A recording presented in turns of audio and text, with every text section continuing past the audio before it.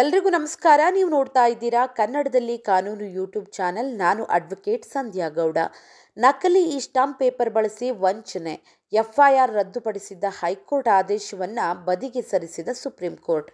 ಹೌದು, ಆಸ್ತಿ ಪ್ರಕರಣವೊಂದರಲ್ಲಿ ನಕಲಿ ಈ ಸ್ಟಾಂಪನ್ನು ಬಳಸಿ ಸಿದ್ಧಪಡಿಸಿದ ಬಾಡಿಗೆ ಕರಾರನ್ನು ನ್ಯಾಯಾಲಯಕ್ಕೆ ಸಲ್ಲಿಸಿದ್ದ ಆರೋಪಕ್ಕೆ ಸಂಬಂಧಿಸಿದಂತೆ ದಾಖಲಾಗಿದ್ದ ಎಫ್ಐಆರ್ ಅನ್ನು ರದ್ದುಪಡಿಸಿದ್ದ ಕರ್ನಾಟಕ ಹೈಕೋರ್ಟ್ ಆದೇಶವನ್ನು ಸುಪ್ರೀಂ ಕೋರ್ಟ್ ಬದಿಗೆ ಸರಿಸಿದೆ.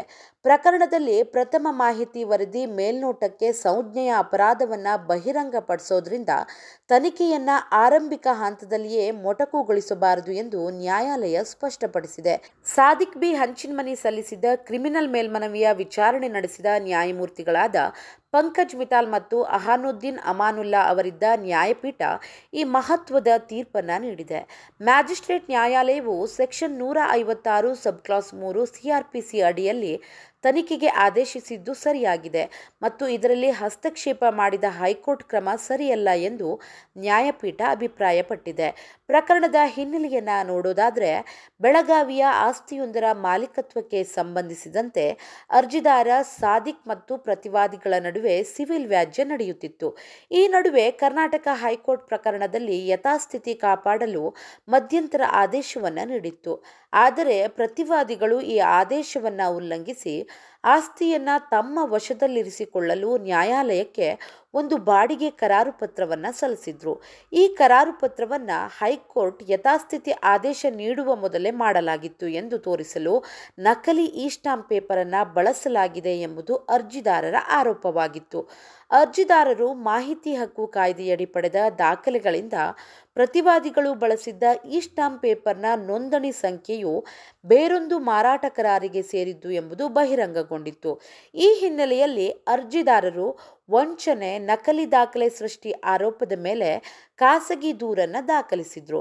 ದೂರಿನ ವಿಚಾರಣೆ ನಡೆಸಿದ ಮ್ಯಾಜಿಸ್ಟ್ರೇಟ್ ನ್ಯಾಯಾಲಯ ಪೊಲೀಸರಿಗೆ ತನಿಖೆ ನಡೆಸಲು ಆದೇಶ ಮಾಡಿತ್ತು. ಪ್ರತಿವಾದಿಗಳು ಮ್ಯಾಜಿಸ್ಟ್ರೇಟ್ ಆದೇಶ ಮತ್ತು ಎಫ್ಐಆರ್ ಅನ್ನು ಕರ್ನಾಟಕ ಹೈಕೋರ್ಟ್ನಲ್ಲಿ ಪ್ರಶ್ನಿಸಿದ್ರು. ಹೈಕೋರ್ಟ್ ಮ್ಯಾಜಿಸ್ಟ್ರೇಟ್ ನ್ಯಾಯಾಲಯವು ತನ್ನ ವಿವೇಚನೆಯನ್ನು ಸರಿಯಾಗಿ ಬಳಸಿಲ್ಲ ಎಂದು ಹೇಳಿ ಎಫ್ಐಆರ್ ಅನ್ನು ರದ್ದುಗೊಳಿಸಿತ್ತು. ಇದನ್ನು ಸುಪ್ರೀಂ ಕೋರ್ಟ್ನಲ್ಲಿ ಪ್ರಶ್ನಿಸಲಾಗಿತ್ತು. ವಿಚಾರಣೆ ವೇಳೆ ಸುಪ್ರೀಂ ಕೋರ್ಟ್ ನಕಲಿ ಈ ಸ್ಟಾಂಪ್ ಪೇಪರ್ ಬಳಸಿರುವುದು ಮೇಲ್ನೋಟಕ್ಕೆ ಗಂಭೀರ ಸ್ವರೂಪದ ಸಂಜ್ಞೆಯ ಅಪರಾಧವಾಗಿದೆ. ಇಂತಹ ಸಂದರ್ಭದಲ್ಲಿ ಸಂಪೂರ್ಣ ತನಿಖೆಯ ಅಗತ್ಯವಿದೆ. ಕೇವಲ ತಾಂತ್ರಿಕ ಕಾರಣಗಳಿಗಾಗಿ ತನಿಖೆಯನ್ನು ನಿಲ್ಲಿಸೋದು ನ್ಯಾಯದ ಹಿತಾಸಕ್ತಿಗೆ ವಿರುದ್ಧವಾದದ್ದು ಎಂದು ಹೇಳಿತು.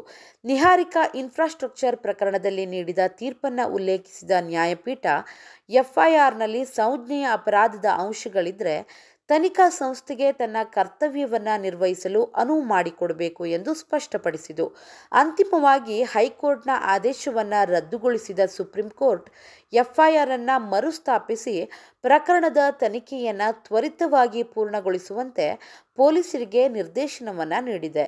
ಸುಪ್ರೀಂ ಕೋರ್ಟ್ನ ಈ ತೀರ್ಪಿನ ಬಗ್ಗೆ ನಿಮಗೆಲ್ಲ ಅರ್ಥ ಆಗಿದೆ ಅನ್ಕೋತೀನಿ. ವಿಡಿಯೋ ಇಷ್ಟ ಆಗಿದ್ರೆ ಲೈಕ್ ಮಾಡಿ, ಶೇರ್ ಮಾಡಿ ಮತ್ತು ಸಬ್ಸ್ಕ್ರೈಬ್ ಮಾಡೋದನ್ನು ಖಂಡಿತ ಮರಿಬೇಡಿ. Thank you so much.